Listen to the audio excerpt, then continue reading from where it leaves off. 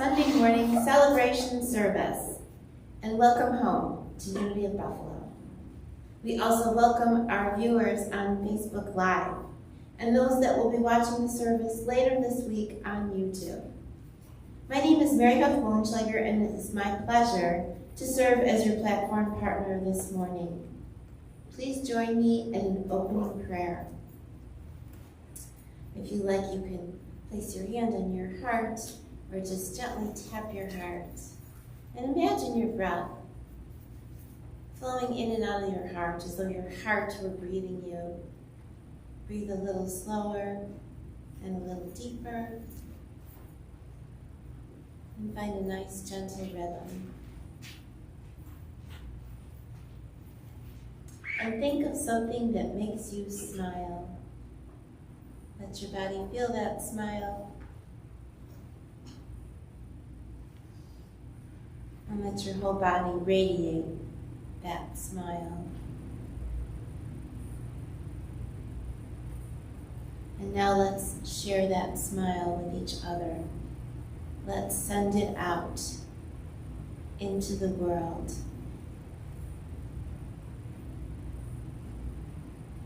And from this place and space, I invite you to allow the words I speak to be those of your own heart. Divine love.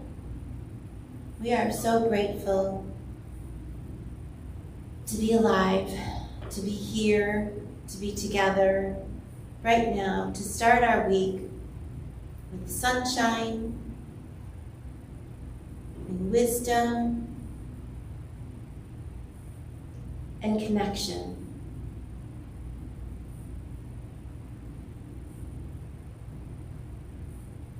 We can feel it, and we know it, and so it is. Amen. Please join me in affirming our unity vocation. There is only one presence and one power, living as the universe and as me, God the good, omnipotent. Let's affirm together our truth statements for our ministry. Our vision is what we hold in our mind's eye. It's not here yet, but we can picture it, so it's coming. A world of love, peace, and abundance for all. Our mission is how we're going to get there.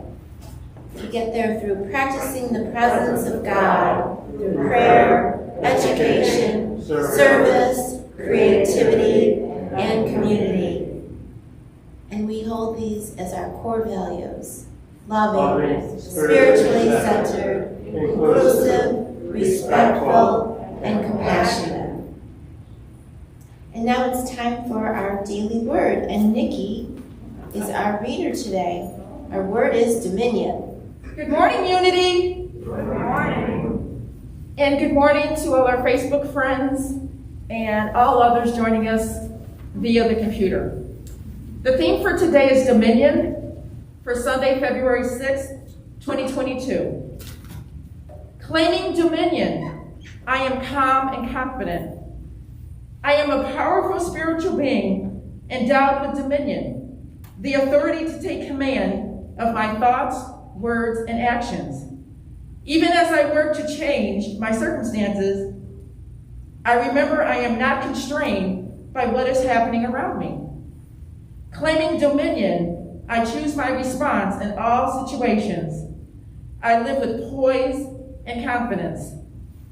I claim dominion over my thoughts and feelings. When I recognize limiting thoughts, I train myself to affirm my spiritual power and freedom. Divine wisdom guides me. I feel the strength of the indwelling Christ presence moment by moment, thought by thought, as I use my dominion to establish a positive, fulfilling direction in my life. Then God said, "Let us make humankind in our image, according to our likeness, and let them have dominion." And that is from Genesis chapter 1, verse 26. And if you can repeat with me the affirmation on the screen. Claiming dominion, I am calm and confident. Thank you, Unity. In honor of Black History Month, for each Sunday of the month, we are going to highlight someone who is a good example or reminds us of the message in the daily word for today. So for today, Reverend Mary has picked Booker T. Washington as an inspiring example of an African American who expressed dominion in his life. And this quote says it all. "I shall allow no man to belittle my soul by making me hate him." So a few facts you might like to learn about Booker T. Washington. He was born in 1856 and lived till 1915. He was born into slavery in a hut in Franklin County, Virginia. He rose to become an African-American intellectual of the 19th century, founding the Tuskegee Normal and Industrial Institute, now Tuskegee University, in 1881, and the National Negro Business League 2 decades later. He was an educator, an author, an orator, and an advisor to 2 presidents, Theodore Roosevelt and William Howard Taft. His infamous conflicts with black leaders like W.E.B. Du Bois over segregation caused a stir, but today he is remembered as one of the most influential African-American speakers of his time. I was reminded of this morning, so I'm going to take advantage of it. This sounds like a good time. We do have another birthday or anniversary to celebrate this month. And for those that you don't remember it, I don't blame you, it's been a long time. But February 1st, 19 years ago, Reverend Mary became our minister. And congratulations to everybody for putting up with it for all those 19 years. And thank you for your leadership. Let's bless Reverend Mary.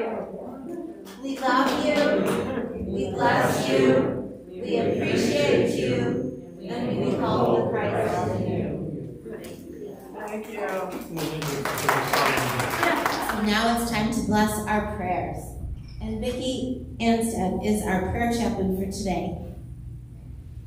We are including in our prayers Mary Frank, Sheila Paprocki's dad, who's having surgery on Monday, Rosie Robinson, and Randy Atlas. May the words I speak be those of your own heart. Don't hold it, you're covering up the little mic. Okay. Is that fine? Everyone can hear me, right? Yeah. Okay. Oh God, Creator Spirit, thank you that we generously give of our time and of our effort. Please help all those who have put prayers in our prayer box. Also, answer the prayers of those who haven't put their prayers in the prayer box, but need our help and support. Through prayer, we give our help and support to each other. We give support in various ways. We give support financially. We give support by giving of our time.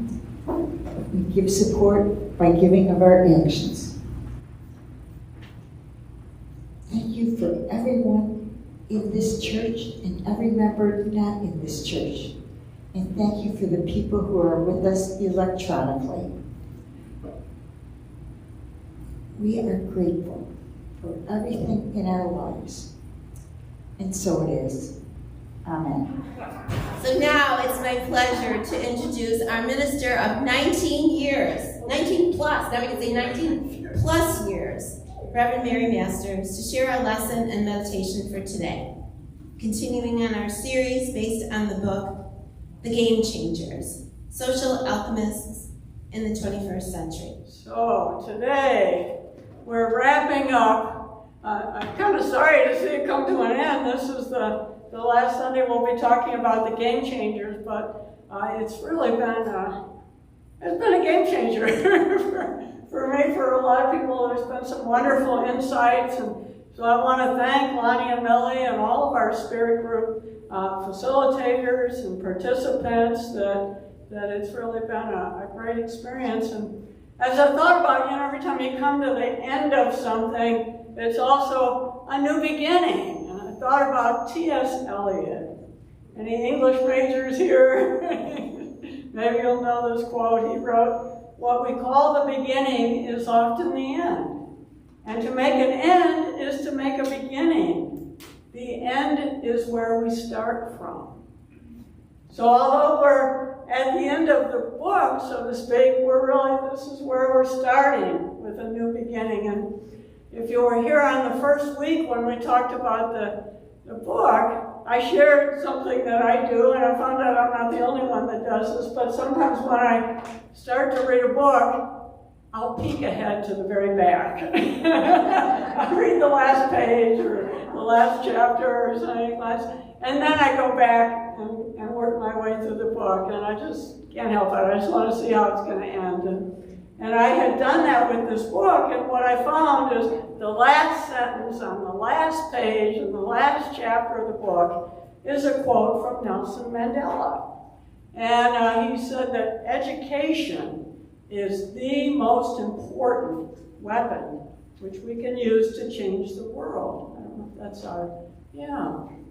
But he said education is the most important weapon we can use, or tool or method.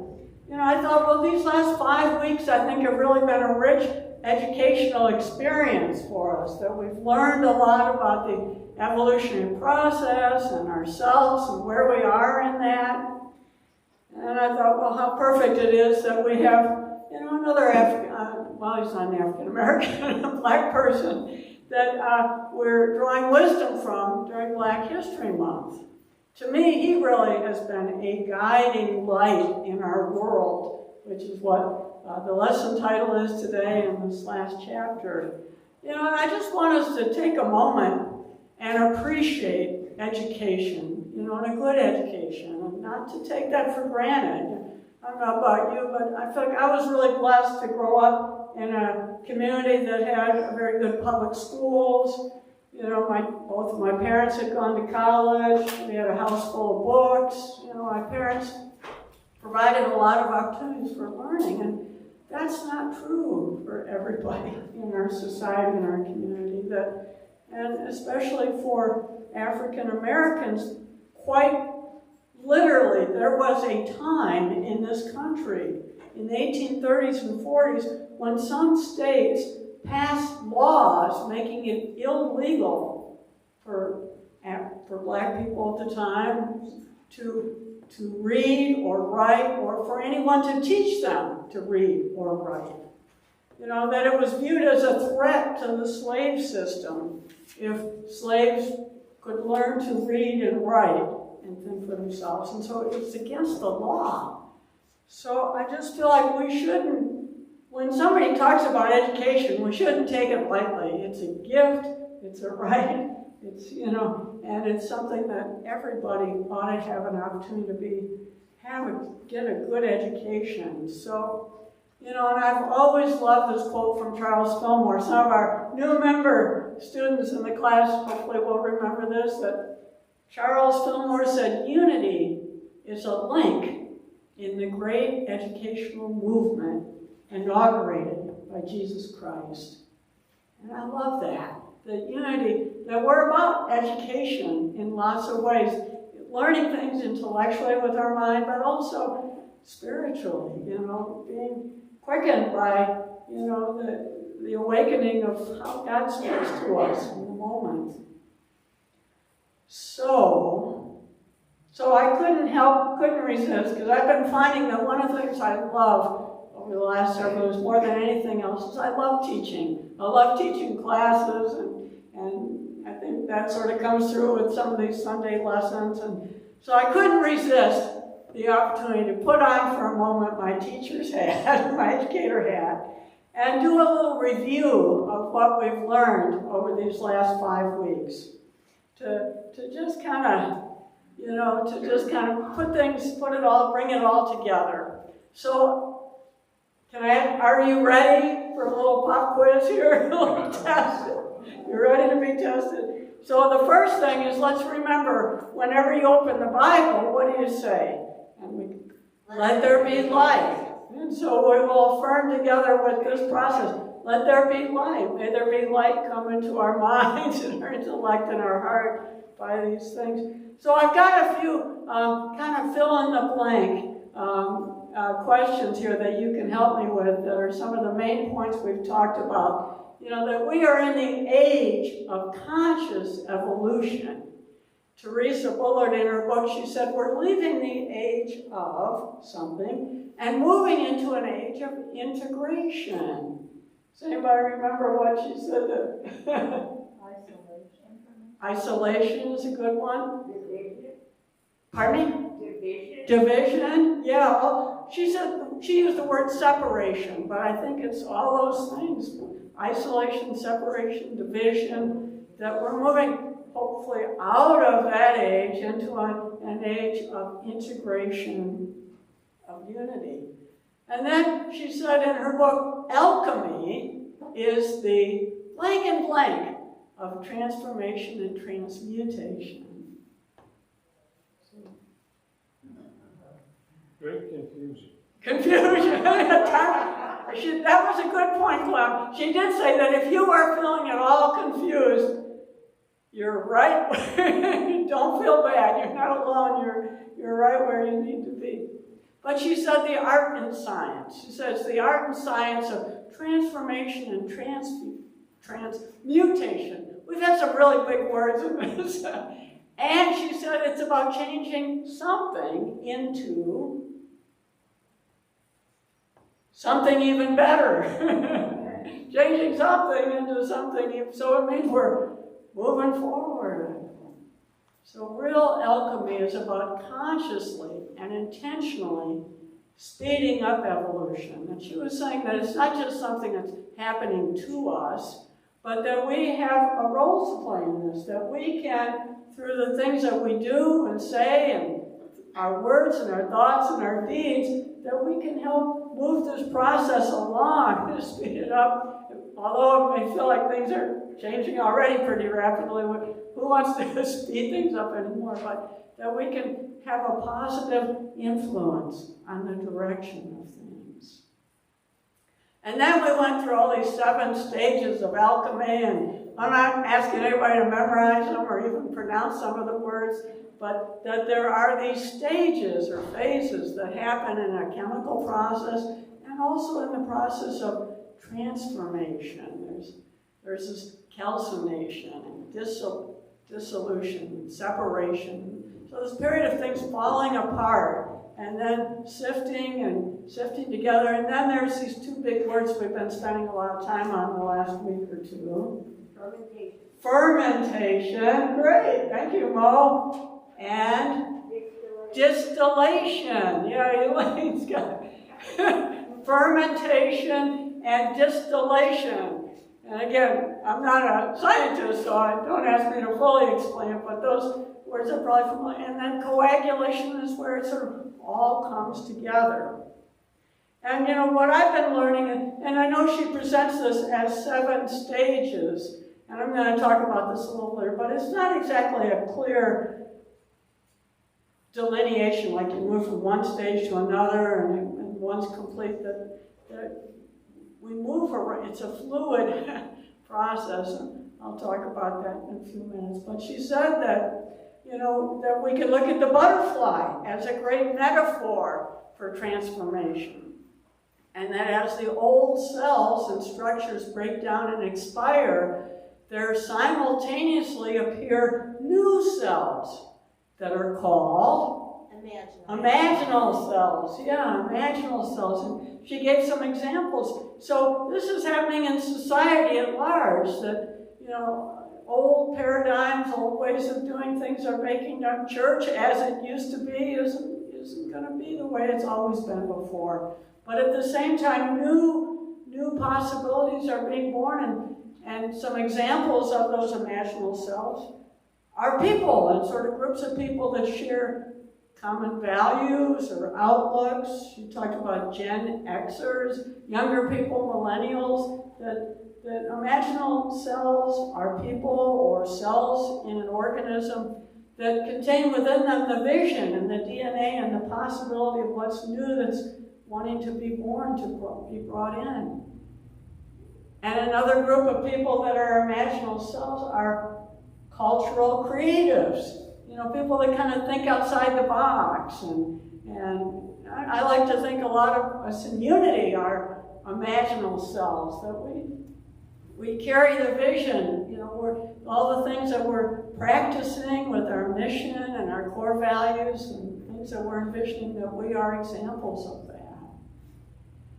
And then she said, an important part of the process is the dark night of the soul is part of our journey, where we're going to have to conquer and face our biggest fears and come face to face with our shadow, that we all have within us, some shadow parts of ourselves that we haven't wanted to look at, or that we think, aren't there in society, or in our community, or in our lives. But she said that, and then what she said is that, we can define a shadow. We didn't put this up there. Define a shadow as simply parts of ourselves that we haven't accepted or acknowledged yet. And it can be, something we see in ourselves that we react to that we don't like, but it can also be things in ourselves things that we see in others that we really admire or that we're inspired by. The qualities that I see in, for example, when I read that Dominion Daily Word, Booker T. Washington was just the first person I thought of. I thought, wow, I'm a powerful spiritual being endowed with dominion, the authority to take command of my thoughts, words, and actions. He said, no matter how awful people treat me, I won't allow anybody to belittle my soul by, making me hate him or her. That even as I work to change my circumstances, I remember that I'm not constrained by what's happening around me. And so, to me, that was like, it was just the first person I thought of. There's probably many people that express those qualities, but that's what I want us to do over the next few weeks with our daily word message, is say, who comes to mind that's an example of that? And, pardon me? Harriet Tubman would be another one. And the fact that you can see those qualities in Harriet, or I can see it in Booker T, what does that mean? It means you've got it in you too, that those qualities, that you can claim that with calmness and with confidence. So this was one that really meant a lot to me. Last week I shared that she says in the book, the most critical element of the stage that we're passing through is that we should pass through it without giving up. This isn't the time to quit or drop out. We need to keep moving through it, and without getting dragged down into the bottomless pit of fear and separation and negativity. So we got to keep moving, keep our energy high, keep feeling hopeful and being around positive people and thinking of people that inspire you, so that we keep moving through the dark times. And she says there's 3 things that she thinks are really most important for creating a better world together. Meditation, healing, deep healing at a soul level, which means looking at that shadow stuff. And, the inward searching. She says you got to look within yourself. Not all the time, not be so obsessed with yourself that you don't look outward, but that we've got to do some deep inner work.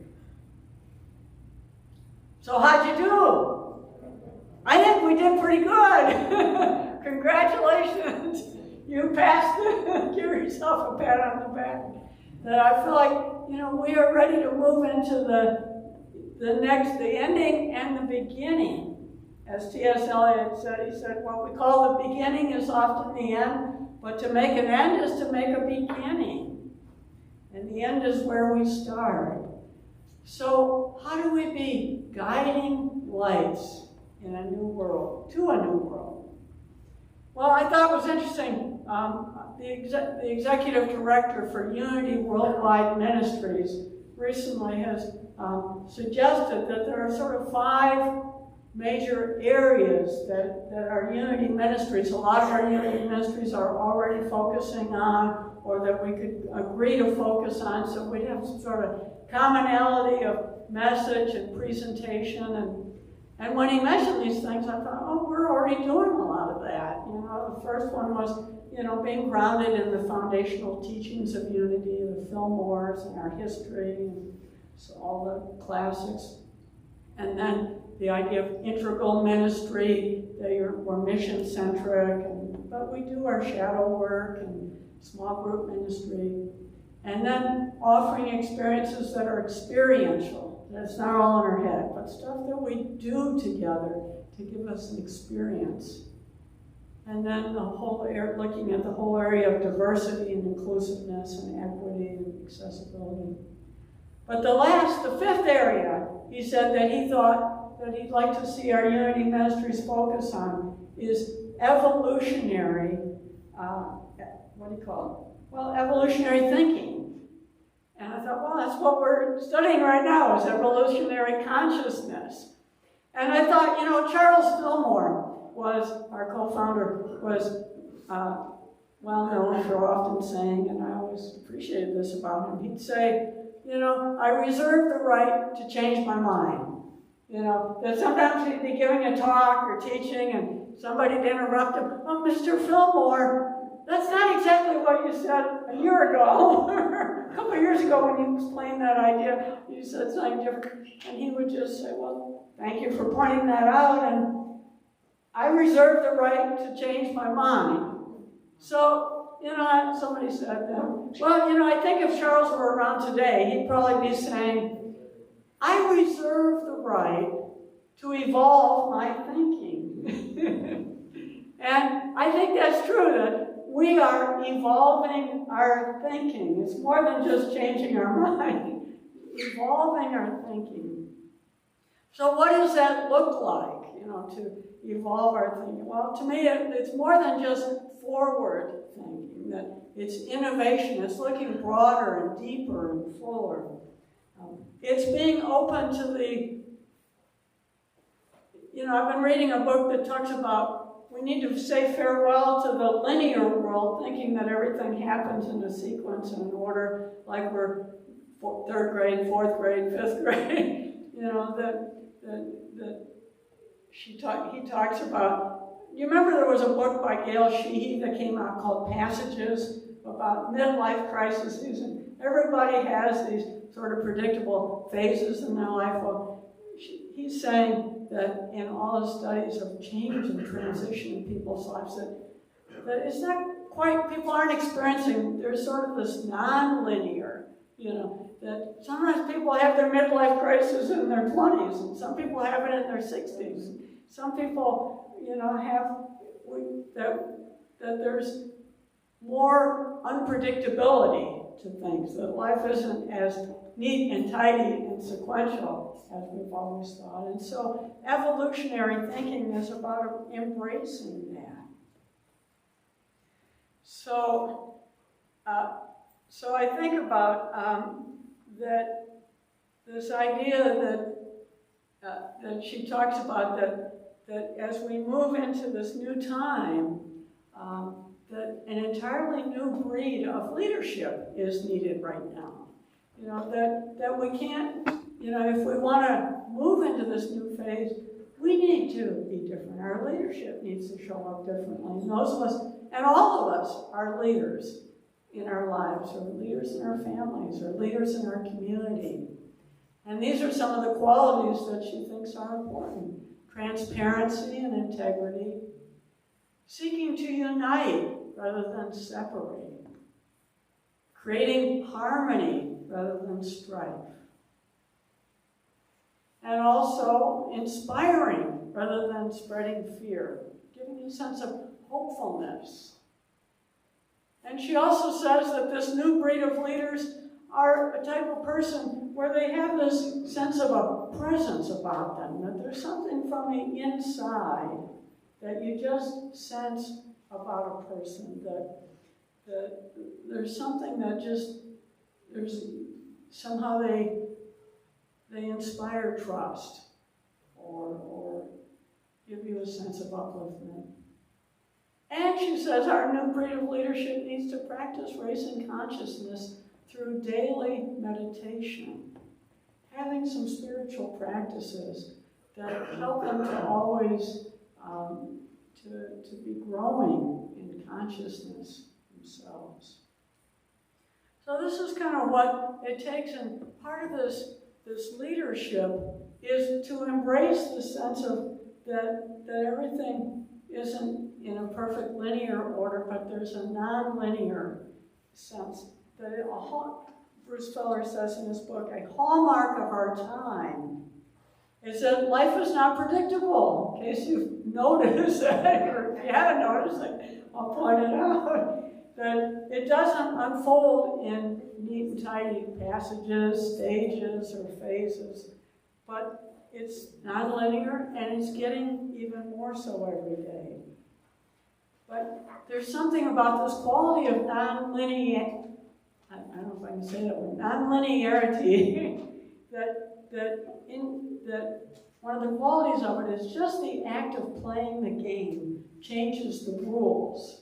That when we participate in life, and Teresa Muller says is we need to wake up, we need to have awareness, and then a willingness to act, to show up. And I had shared these levels of consciousness. This comes from Ken Wilber's work, but he says we need to wake up, grow up, clean up, and show up. And we'll do that many times, in one day, in 1 hour maybe. We'll have a wake up, a grow up, a clean up. Oh, I need to make amends for something, and apologize, or I realize that I fell short, and there's something I need to let go. I need to let go of a worry that I have. Worrying is just praying for something you don't want. So if you find yourself doing that, you can say to myself, okay, I don't need that anymore. Let it go and choose another thought. So butterflies, are an important, it's a central part of Teresa Bullard's book, and that metaphor of going from a caterpillar and the stages to releasing, shedding the skin, and then becoming a butterfly. And that's a really powerful metaphor in a lot of ways. There's also something in science that's been discovered over the years called the butterfly effect. She doesn't mention this in the book, but I think it's important to note that small, subtle changes can have a big impact. A scientist did a study when he discovered, how, and the title of his study was, Does a butterfly's flapping its wing in Brazil cause a tornado in Texas? And that's pretty powerful to think about that, but they found that that's true, that a small, subtle change in behavior, or that 100th monkey idea, that small changes in one part of the world can have a dramatic impact somewhere else.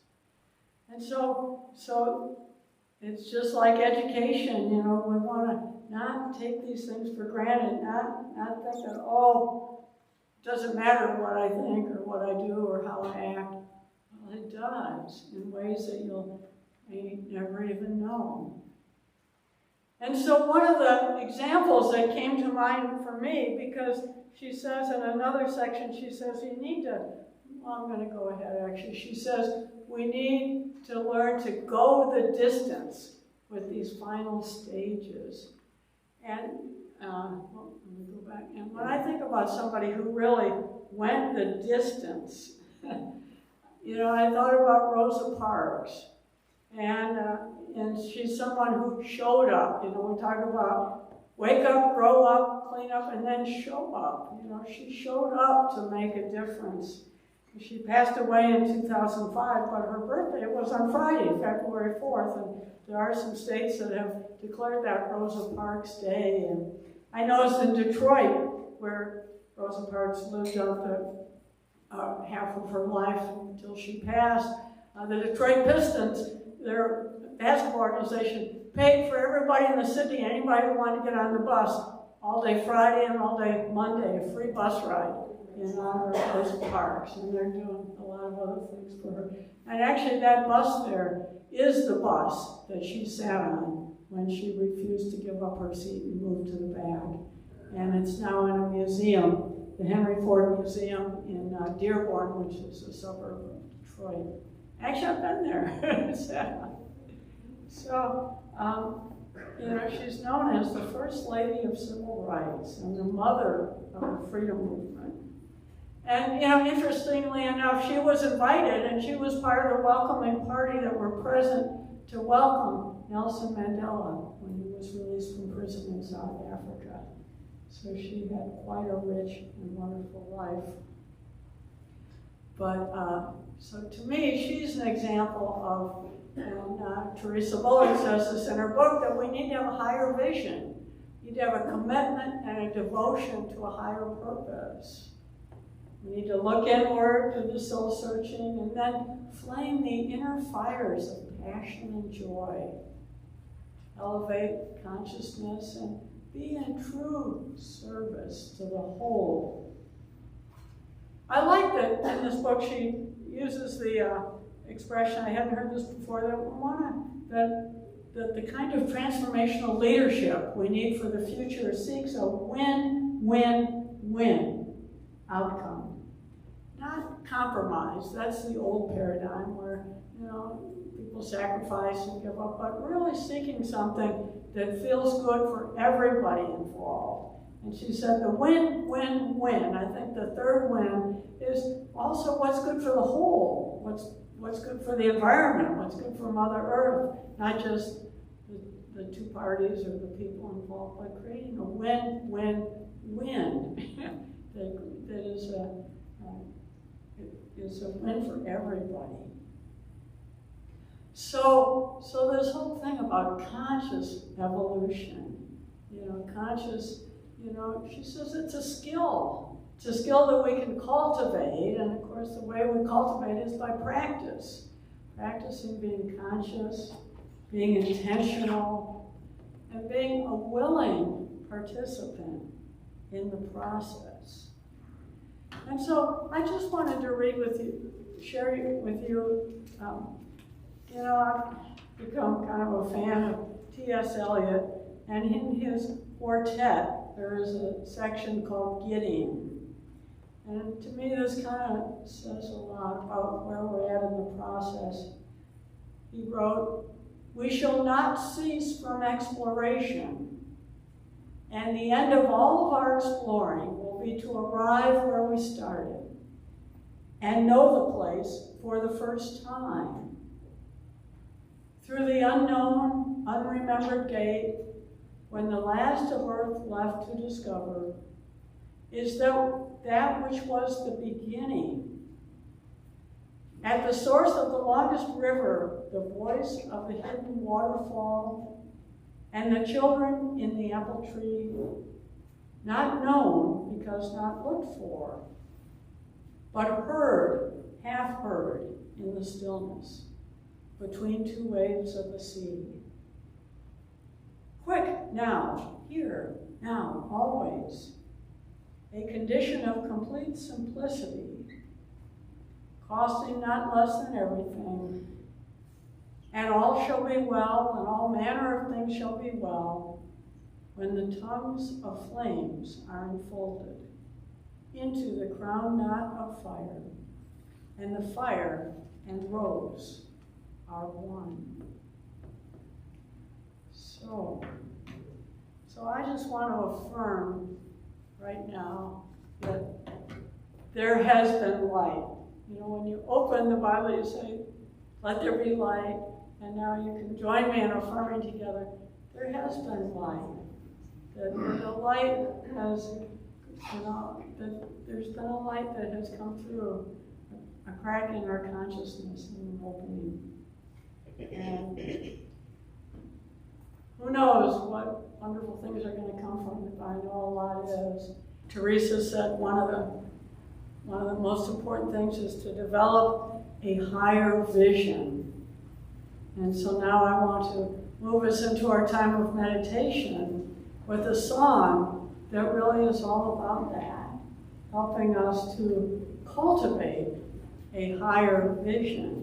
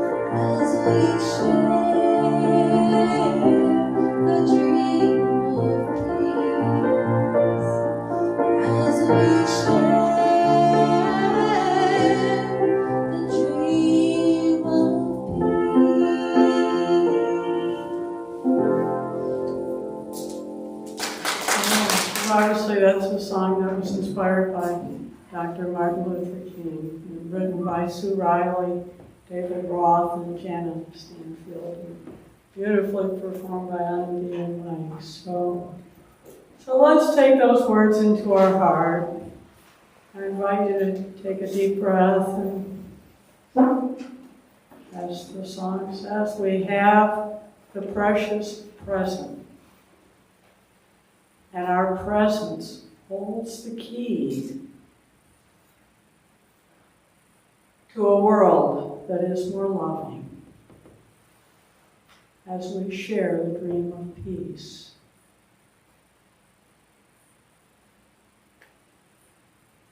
And so I invite you to take a few deep breaths and claim the power of that. Our daily word is about claiming our dominion. That each one of us has dominion over our thoughts and words and actions. And it's always right in the present moment that we can claim that.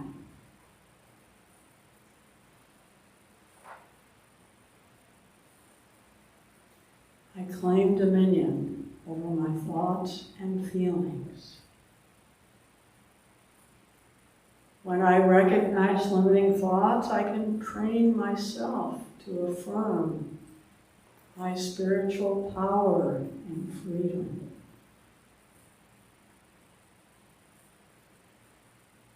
So let's take a deep breath and know that we have that power and freedom.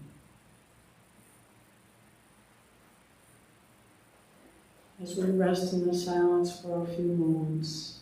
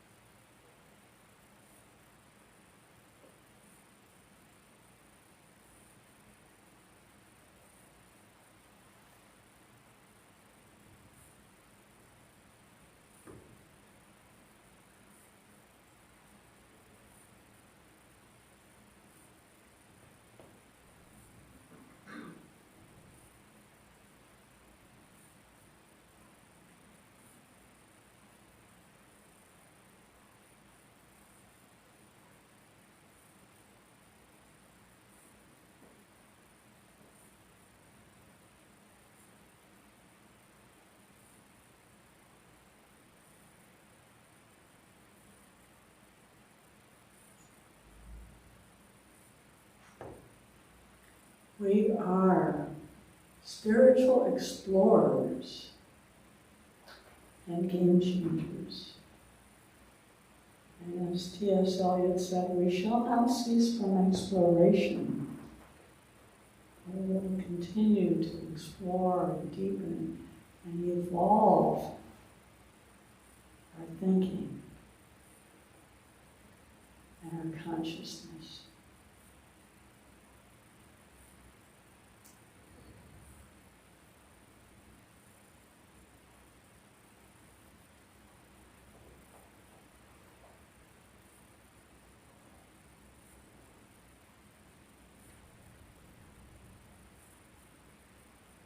So I invite you to take one more deep breath.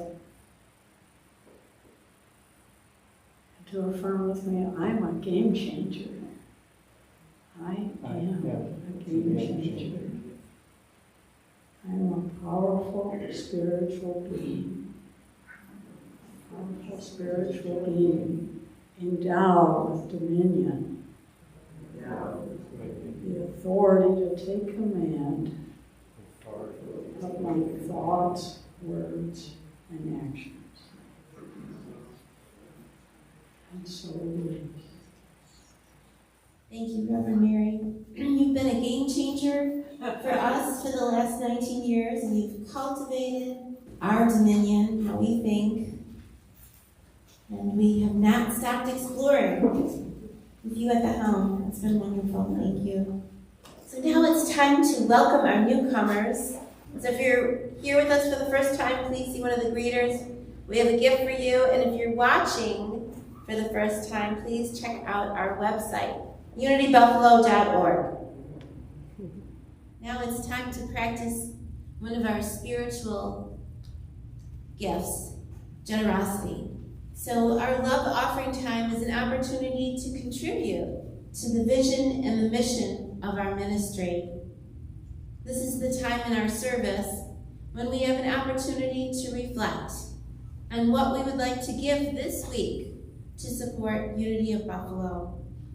And most importantly, to give thanks for all the ways we have been spiritually fed through this ministry. So please hold your gifts in your hands and join me now in blessing the gifts that we share today and all the gifts received throughout the month, both online and in the mail. Divine love, through me, blesses and multiplies all that we am, all that I have, all that I give, and all that I receive. Freely I give, and freely I receive. Thank you, God. And let's bless these gifts. We bless these gifts. We see them pressed down, shaken together, heaped up and running over, returned to every giver. Thank you, God. Amen. So now it's time for our transformational opportunities. And next Sunday, there are so many things happening next Sunday. Do you know what's happening next Sunday? Cabaret. Yay, the cabaret! The Super Bowl, not the Bills, unfortunately. Sorry to bring up that sore subject, but we're having the cabaret, but it is also our new member Sunday. So during our service, we will be welcoming into our membership 5 new members for our church that have successfully completed the new member class.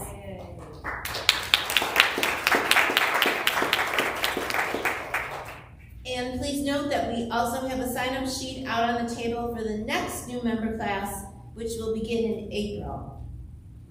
And as was previously mentioned, the Valentine's Day Cabaret will be presented online via Zoom at 1 o'clock next Sunday. And this is a show you definitely do not want to miss. It's filled with jokes and laughter and fun, inspiring music and sharing from our very own community of Unity of Buffalo. If you come to the service in person next Sunday, there's plenty of time to get home, have some lunch, and get ready to enjoy the show. Mike, do you have any? It's time that we start selling bricks again. We have our labyrinth bricks for sale from now until the first day of Lent. Carol, do you want to say a little bit about the brick? Oh, sure, yes. We have a labyrinth in the back, and we have bricks that can be engraved with anything from 15 spaces per line and 3 lines you can have on the bricks engraved. And we do all the engraving, and Lonnie takes them to the engraver. I usually pick them up, and it is a lot of work to do that. So we had to raise our price this year. It's $120 a brick or 2 for $100. But I mean, if we sell That it, doesn't make sense. 2 for 200. 2 for $200. Otherwise, the That's what I had on my paper. I'm always selling them cheaper. But anyway, so it's 3 lines with 15 characters per line. You can have anything engraved that you would like. And we will have a special brick placing party in the spring where you can pick out where you want your brick put in the labyrinth. And I have some flyers that I made up, so if you go to a coffee house or any place on Elmwood would be good, where you can just put one of the flyers up so that people know that we're going to have bricks placed in here, because a lot of people don't know about our labyrinth. They don't know that there's a labyrinth back there. So anyway, so that's going to be from now until March 2nd. And I know $200 is a lot of money, so if we sell an even amount of bricks, we'll just have $100 a brick. So I have made up some flyers. It's got my buddy boy on there walking the labyrinth, which I lost like 7 months ago. It's got us walking the labyrinth, and the first time we placed bricks in the labyrinth. So you might want to look at the flyer to see what we've done before. So that's about it. And So we also have another outreach opportunity. One of our spirits groups is organizing our participation into the second annual winter sock drive to benefit local homeless. And there's some flyers. Reverend Mary is holding those flyers up in the left-hand corner there. This benefits local homeless people throughout Western New York. And it's organized by Niagara Pride, which is a group of area ministries. They're asking for donations of new socks, undergarments, t-shirts, and personal hygiene items, which will then be given to local homeless shelters and other agencies throughout Western New York. We will be collecting these items right here at Unity of Buffalo through the last Sunday in February. All donations should please be new and unused. It's known that socks are often the #1 item asked for and needed, and they help people stay warm and dry during the winter season. So thank you. Now we are ready to close our service. So let's together affirm the prayer for protection, and that's acknowledging the presence of God within each one of us is both transcendent and indwelling. So I invite you to say this prayer with me, and for the I am portion of the prayer, if you want to say it softly and hold your heart, or if you just want to say it and claim it, please do that with me. The light of God surrounds us. I am light. The love of God enfolds us. I am love. The power of God protects us. I am power. The presence of God watches over us.